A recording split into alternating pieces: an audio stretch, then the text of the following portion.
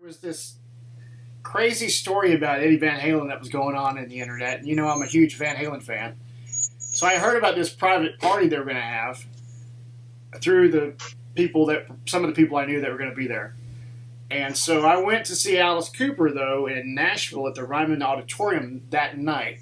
And Damon was playing, and Eric was with him. And I met up with Damon afterwards, and I came home. And I got on the internet to see what happened. There's a video, I hit the video, and there's Eddie and Eric Dover. And I'm like, that's Eric Dover. What is Eric Dover doing there? So how did this happen with Eddie Van Halen, dudes? I mean, that's the craziest thing. And tell me about this party, if you can tell me some stuff. Well, that came about through Slim Jim Phantom from the Stray Cats. Yeah. There's another one of my very dear friends, and he'd called me up and said, "Hey, Ed's having a party.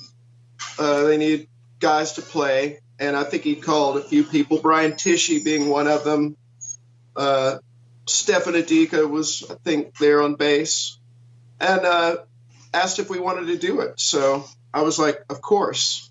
Yeah, right. And it really was the wildest party I've ever been to in terms of spectacle. I mean, there were Cirque du Soleil dancers in the living room, up on these lines doing all this weird stuff. And there was some guy that had done like this artsy porn that he was doing something with at the time. They had an exhibition of shots in the racquetball room, which is in the house. Right.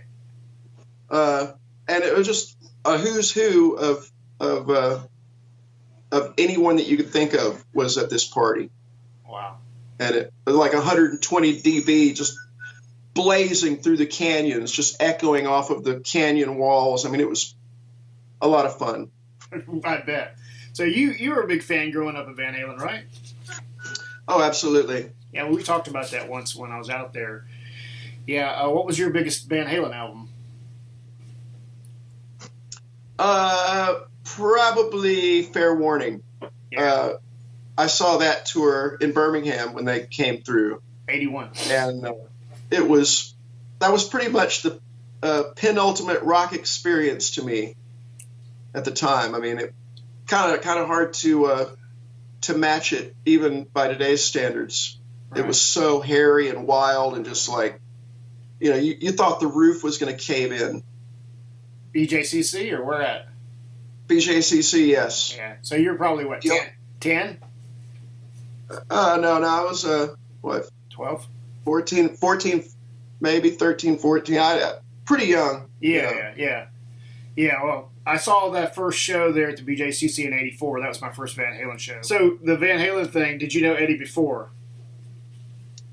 I had met him a few times because when I was with Slash Snake Pit, we opened for a couple of Van Halen shows in California, a few civic centers, and that was when Sammy Hagar was singing. Right. So yeah, I'd met him briefly then, but yeah.